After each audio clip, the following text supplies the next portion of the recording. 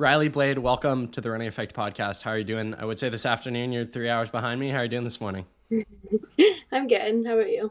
I'm doing really good. First question for you right off the bat. What does a normal day in your life look like? Senior year, final year of high school, cross-country season, what does it normally look like for you from wake up to going to sleep? Yeah, typically my morning starts pretty early.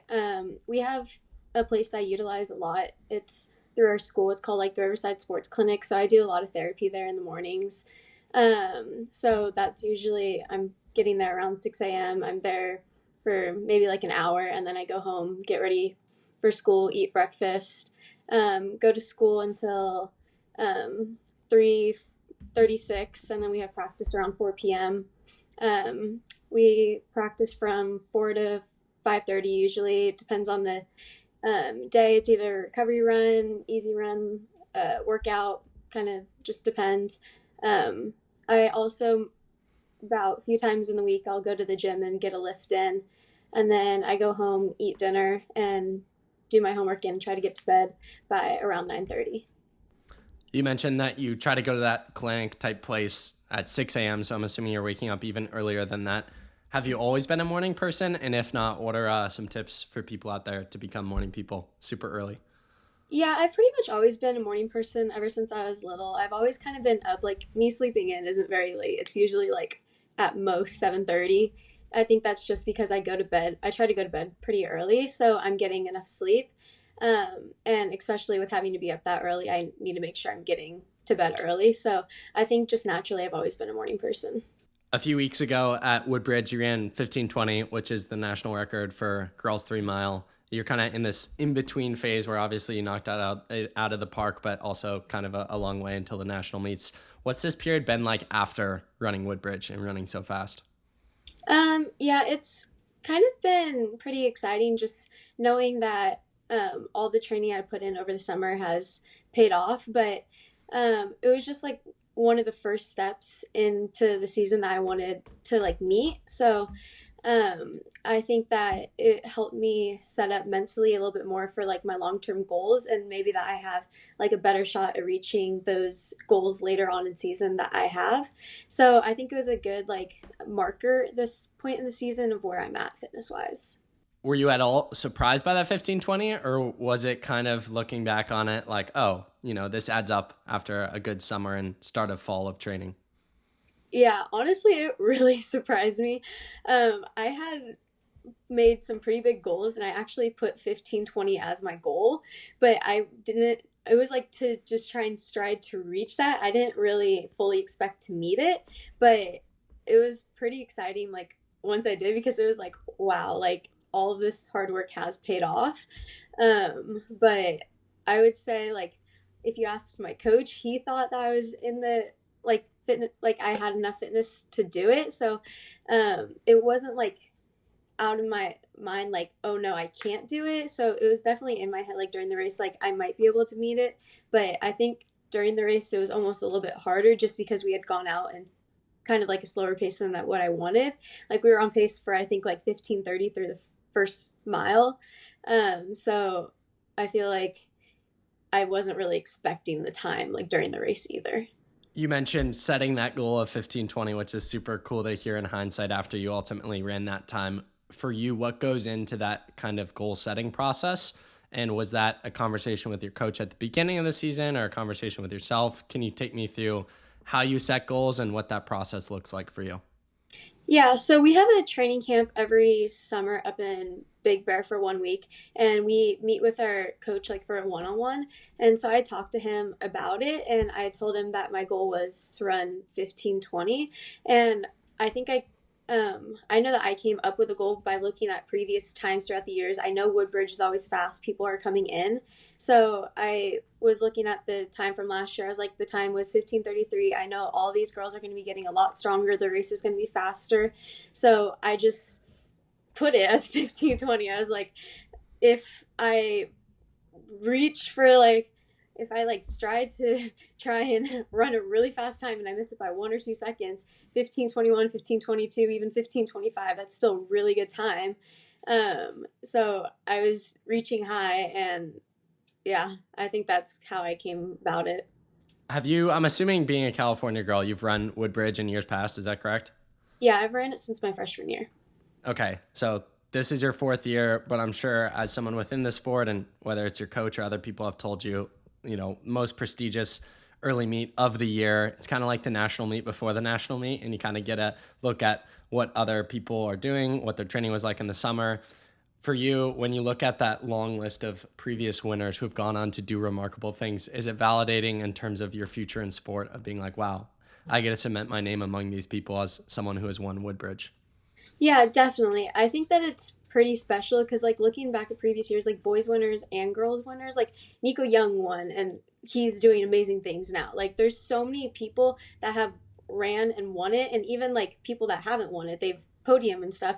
And the amazing things that they're doing in college and post high school is really crazy. So I think that's very special to see and to kind of like know that I might have a pretty good shot post high school to do pretty amazing things in college, but I still want to stay focused and just continue training.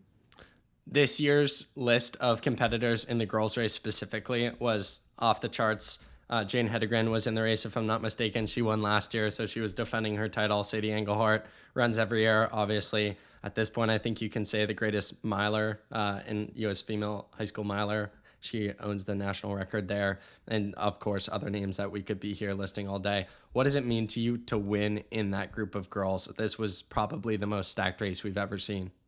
Yeah, it's honestly just an honor to be able to get out there and run against them and to be able to say, like, yes, I've run against these girls, but then to say that I've, like, beaten all these girls in one race is, I honestly can't put words behind it because if you would have asked me this a year ago, I would have said there's no way. I was like, I think I'm in such a different headspace now this year that I kind of like not putting myself out of it. I think that's something that I've struggled with in the past. Like I always counted myself out and it kind of affected me during races because it's like, oh, I shouldn't be up here with this group. And I'd kind of just drop back because I'm like, I'm going to die. So I would just like naturally drop back. But like now I think that I'm in a different headspace to be like, no, if I just push myself and I'm trying to run with these girls, they're going to pull a fast time out of me. If I fall off the pace a little bit, I'm still have like people to run with and try and run a fast time. How crucial has that self-belief been specifically this senior year thus far in terms of translating into both your training, but also your racing, the little that you've done so far? Yeah, the belief part is, I think, one of the key things that's helped me this year so much. Just because I've been trying to work on it for the past year. I didn't have like the best track season because of an injury. So I think I wanted so much for my senior year. I wanted to do all the little things like stay mentally positive, finishing all my workouts, doing every single rep, kind of just like being in a better headspace, I guess, because I've noticed that's helped me so much in my training and be able to do a lot, like perform higher in my workouts to be able to help me towards my races. So I think the belief part is one of the main factors that's helped me so much this year. I want to ask you about this Woodbridge night race. I don't know what time the girls' race goes off, but I think it's close to 9, if not in the 9s. As you said, that's normally when you go to bed. Do you get tired as you like you're warming up or waiting to race? Um, I feel like I had so much adrenaline in that race, and I had kind of set up my day to where I was still waking up. I did my shakeout and everything, but then I took a nap a few hours out from the race to kind of help me with that because I knew like I'd probably be tired because I do go to bed pretty early. But I think that type of race, there's so much energy that your adrenaline's just pumping to where you're going to be pretty much awake if you're like ready. Talking about the race itself, can you take me through the race and at what point did you realize that you had the win and were ultimately going to run what you ended up running? Yeah. We got out and I wasn't really expecting to lead from the start. I was almost waiting for somebody to go ahead of me. So I feel like that's partly why the first mile was a little bit slower. But I think pretty much through the first mile and a half, I was like, wow, I'm feeling really good right now. And I was like, my coach had told me with about a mile and a half to a mile to go to try and make my move and stick with it. And I decided, because I had felt so good at that point, to make my move and try and make a surge. Um, and I guess probably with about, I'd say, I don't know, because I'd say about 400 to go, I was like, okay, I think I have this. I wasn't counting anyone out because I knew a lot of these girls have really strong kicks. But I was like, if I just like stick with this pace right now and try and kick in, I think I have a shot at winning it. I didn't really know what the time was going to be when I came across. I didn't even like really comprehend it when I crossed the line. I think it took me a few days to realize that I did run that time, but I would say probably about 400 to go. That's when I kind of knew that I had a shot at winning it. Running 15:20 and winning Woodbridge and beating that field, how much more self-belief and confidence does this give you going into October and November into December and NXN? Yeah, it gives me a lot of self-belief in myself and my training. And I think what I took out of it the most was being able to trust my coach even more, and what he believes I'm at, and like where my fitness is at. And then the race strategy, I feel like, because it had worked, like race strategies aren't always going to work. Like sometimes you have to change it on the fly and stuff. But I think that being able to execute his race plan for me and having it work gave me a lot more belief in my coach, and being able to trust him for further meets or like future meets. You mentioned that goal setting process and going up to Big Bear. You do that a week every summer leading into the cross season. Take me through the summer of training leading into this cross season. Specifically, I think you mentioned you had an injury this track season, how you ultimately structured your training, gearing it towards December, but also running incredibly fast in September. Yeah, so last track season I had gone hurt a little bit on our base training just because of like paces and stuff and trying to go a little bit too fast and stuff. So we took that and learned from it and tried to avoid it this year. So this base was really about building and trying to build up my aerobic base, and ultimately not trying to, I guess, kill myself in the summer because our season's so long, but just trying to build up the aerobic part.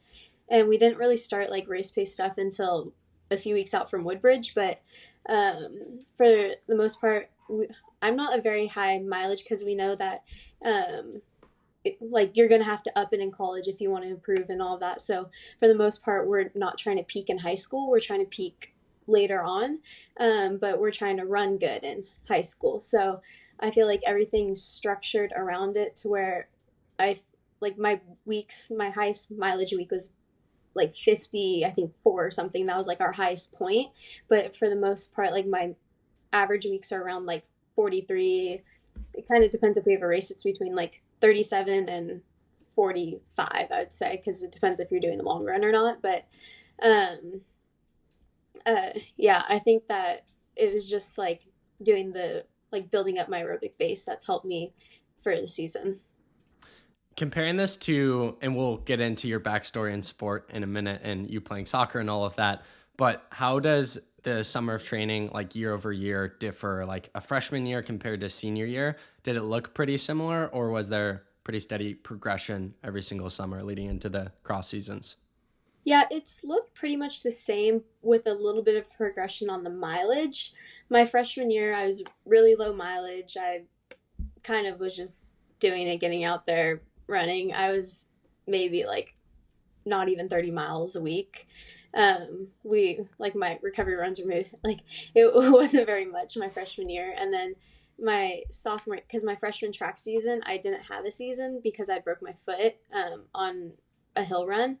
So that sophomore year base season, it was all about building up and trying to get my mileage up a little bit more, but without overworking it.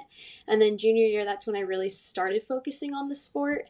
And I kind of just used that year. We upped the mileage a tiny bit from my sophomore year.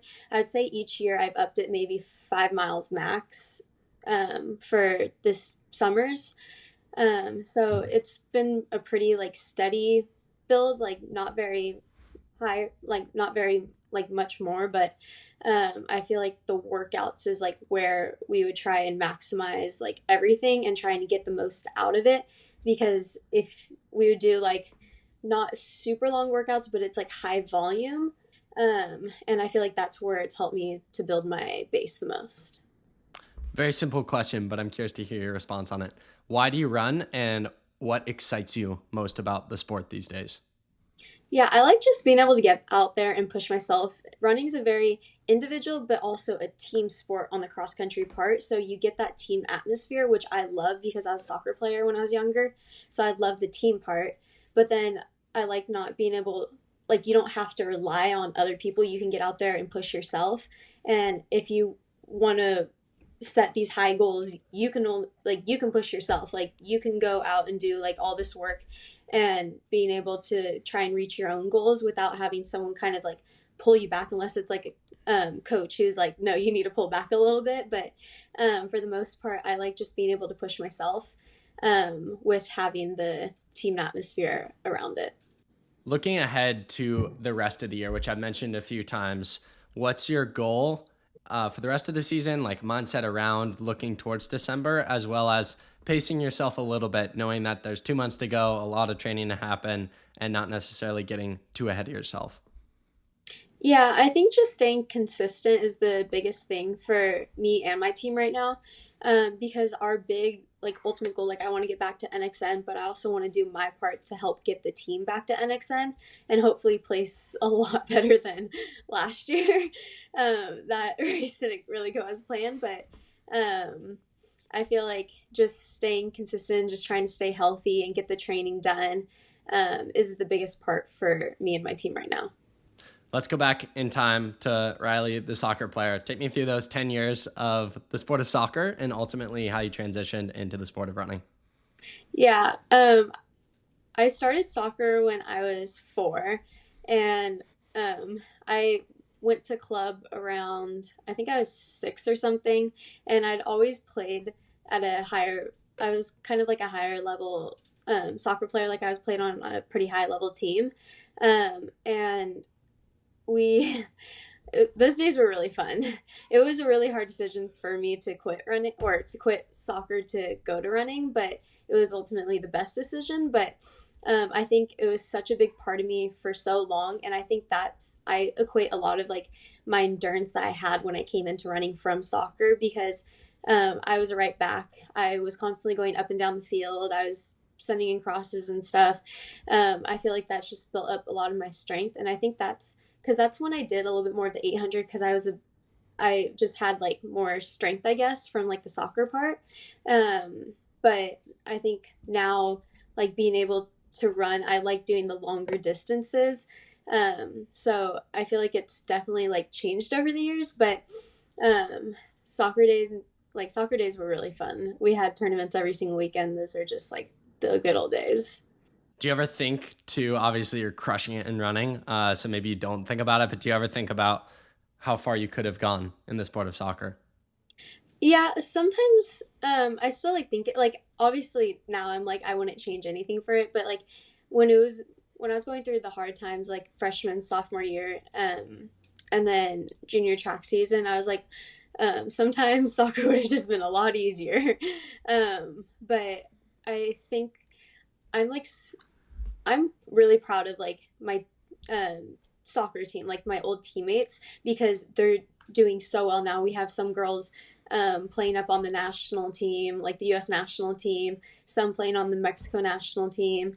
Wow. So they're doing so well like right now. So I like being able to watch them succeed, and then um, just being able to, I guess, do my part on the running scene. And it's kind of like funny, like some girls I played soccer with are going to the same school as me next year. So I think that's really cool, but we're playing 2 different sports. So it's really cool.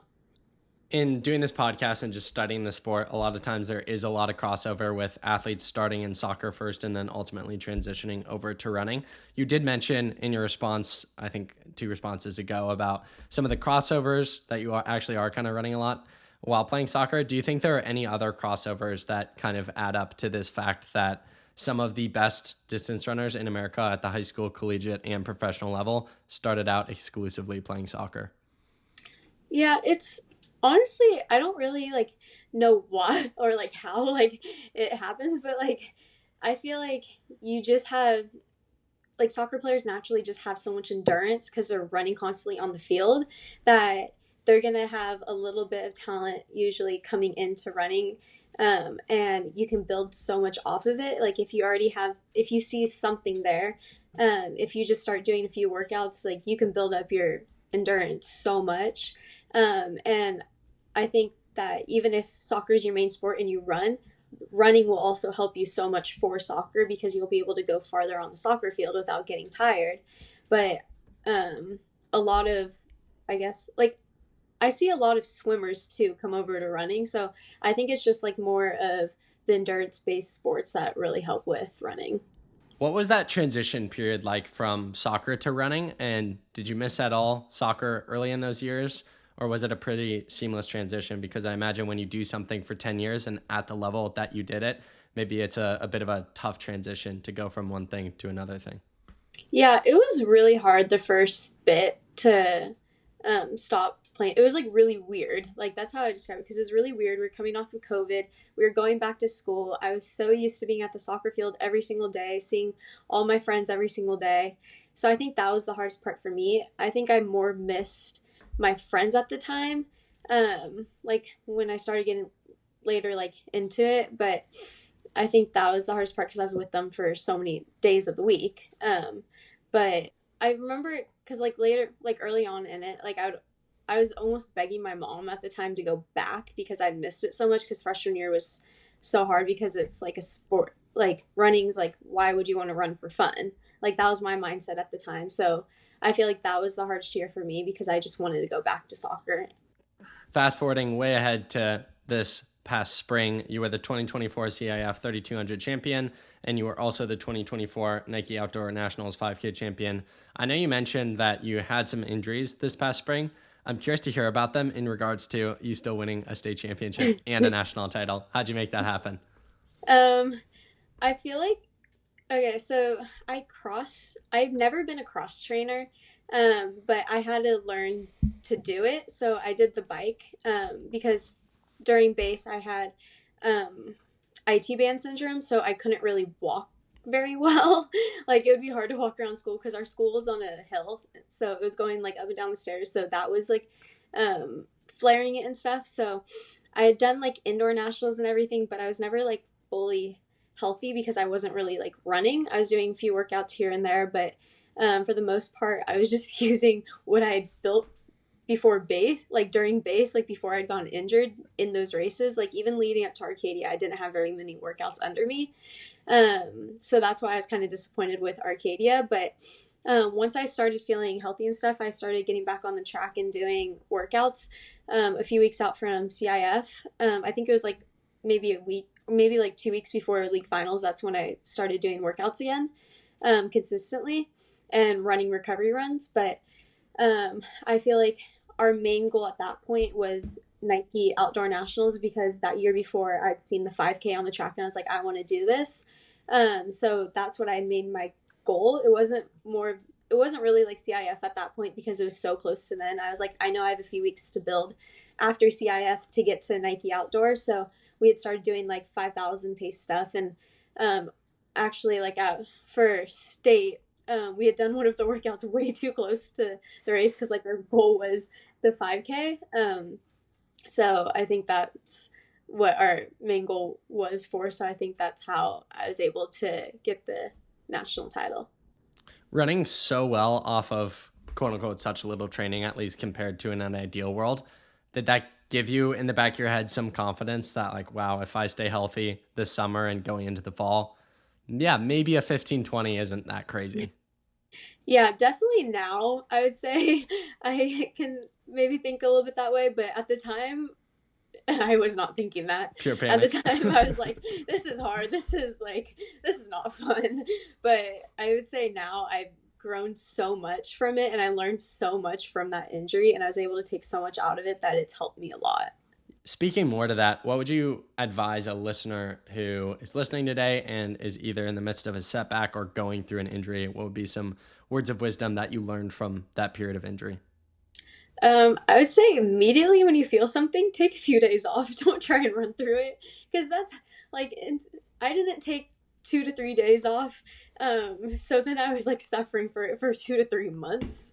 So I feel like that's like where it starts. Like when you start to feel something, talk to your coach. Like don't try and run through it. That was the biggest thing I took out of it, because I could have avoided the whole entire thing if I would have just listened to my body from the start. But I would say also, if you're going through an injury, just try and stay mentally positive. It's going to be hard. It's going to be difficult. But if you just get through that time, you'll come out so much stronger. And you just have to believe that you will be okay at some point. Even if you have to take a few days off, like your fitness isn't going to go anywhere. Just like listen to your body and just try and understand what it's trying to tell you. Very wise words there. Rylee, fast forwarding to present day and talking about this upcoming cross country season, something we haven't mentioned is that not just you are crushing it, but your team is also crushing it as well. Can you speak to that team aspect, and how much do you feel like them, being really well? So I think I saw a national ranking where you guys were ranked 5th. Rankings only mean so much, but obviously that's a big deal. How much do you feel like that's elevated you personally? Yeah, I feel like it helps me a lot as a runner, because in races, I'm running for them too. So it's more than just myself. So I want to do my part to help them. I want to try and get the lowest score to help the team ultimately. But it's also so inspiring just seeing the amount of hard work that my teammates are putting in. And like, honestly, because our top 7 right now is it's really tight between the 6, 7, 8, and 9. So they're all pushing each other, but it's not like a mean rivalry. It's like a friendly rivalry, but they're all pushing each other. So I feel like, and then same with like our front runners, like we're all just trying to push each other because we want to be like the best team that we can be. And yes, like we did get ranked 5th, but like I'm always telling them, we're telling each other, like rankings don't mean anything right now this season. Like at this part of the season, like the ultimate ranking where you want to be placed at is the very end, like where you finish. Like that's our long-term goal, like where we want to finish. So it's nice seeing where our ranking is right now, because it kind of like lets us know like, yes, the work that we're putting in is paying off, but we're trying to set up for longer in the season and trying to be ranked high at the end. Can you speak to your coach? You've mentioned them a bunch of times in this episode. They sound like a fantastic individual. Can you give them their flowers and talk about your relationship and how much they've elevated you within the sport, but also your team, as you mentioned a minute ago?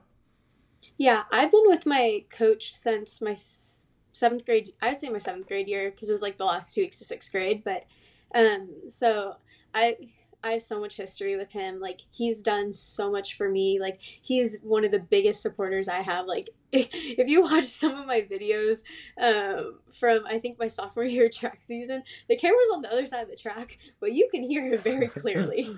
He is very loud.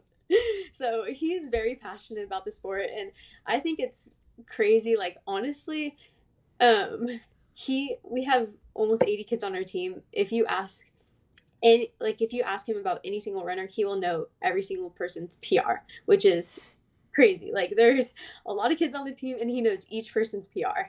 And that's pretty impressive. So I think that he's just so passionate about the sport, and he has so much, like, he just tries to help us so much to be the best runners and best people that we can be. So I think that when I was looking for a college, I was looking for someone kind of similar to him, and like the training philosophy and the type of person he is. Talking about the upcoming season goals, races leading into postseason, you seem like a goal setter, as we talked about earlier on. As much as you're willing and comfortable to share, what are some things you want to accomplish before hanging up the cross spikes? Final year in high school. Yeah, I don't know, just I guess I kind of want to, like, my next goal is like Clovis. I want to try and run a pretty fast time. Like, one of my big goals was to try and break that state record. I guess like reaching for the stars, like just try and break it. Like if I miss by a little bit, I miss by a little bit. But I want to try and do that. And then I want to try and get the 4-year at Inland Empire. That was something that I'd won my freshman year. and sophomore and junior year. So that's just like one of those races, like, yes, I want to try and get that, and then try and keep my titles, I guess. And then going into track, I've talked about it with my coach. I'm not really sharing them right now. So but I want to like at the end of the track season next year, I want to try and win that 5K title again and run, hopefully breaking 16. Of course, when you break a national record on paper, it means you've run faster at that distance than anyone has ever done so in that age group. And you look at all the amazing people who have gone through the U.S. high school system, it's quite remarkable. Thinking ahead to your future, and you seem like a very present-minded person, so maybe you haven't thought this far, but what are some of the goals long-term and things you want to accomplish within the sport of running? And how much do you feel like something like setting that national record at Woodbridge, or some of the remarkable things you've done, like winning a 5K national title off of a little training, has opened your eyes to what you can do in the sport? Yeah, I think that post high school, I definitely want to have like a good college career, like a solid college career, and set myself up to hopefully run professionally after. One of my goals is to make the Olympic trials in 2028, and then like I would love to make the team in 2028, but like I always want to be realistic with myself. I'm still young at that point. So then my big goal is to make the team in 2032, because I feel like that's more realistic for me. So yeah, so I'm kind of like trying to, I guess, peak later on and not like kill myself now. And I just want to I guess, live in the moment, just have a good college career and just try and stay healthy. That's my biggest goal, just to try and stay healthy. Off the track, what are some things that have brought you joy recently, and some hobbies or things you enjoy that have nothing to do with the sport of running? Yeah, I love just hanging out with my teammates, my friends. We like right now with it getting close to Halloween, like we go out and we'll do something. We just went to like a haunted corn maze and stuff. So it's kind of just like doing the little things with like my teammates and my friends. Because like my teammates are literally like my sisters. So I feel like just being able to do fun things with them, it kind of gives you a break from running, so you're not constantly thinking about it. And because everything can't like yes, a lot of my life revolves around running and trying to structure it around it, but I like having a break from it sometimes too. Rylee, for those who have listened to our conversation and look up to you and all that you've accomplished in the sport, what would be the final takeaway message that you want to leave with the listener today? It can be anything on your heart. Just don't put too much pressure on yourself. When you put too much pressure on yourself, it will make stuff a lot less enjoyable. Like if you have a hard workout, don't take it too hard. Like and even like if you have a really good workout, like, yes, celebrate the workout, but then get back to work. Like you can't like have all these highs. Like you can't like it's too hard to stay like too high sometimes. Like you want to be able to have like an even playing field. So just being able to have like just I don't know, just being able to stay like even headed, I guess, is the biggest thing, and it'll help so much with being able to train, and even just in life, it will help you so much. Rylee, final question. I ask every single guest on every single podcast. If you had Gordon Ramsay coming over to your house for dinner, what would you choose to make for him? I'd probably say like, I don't know, like a steak or something. A steak with like homemade mashed potatoes and like green beans and asparagus. Wow. For a senior in high school, that's quite impressive. Can you actually make that, or is that just in your mind? Like, I would learn how to make this ahead of time.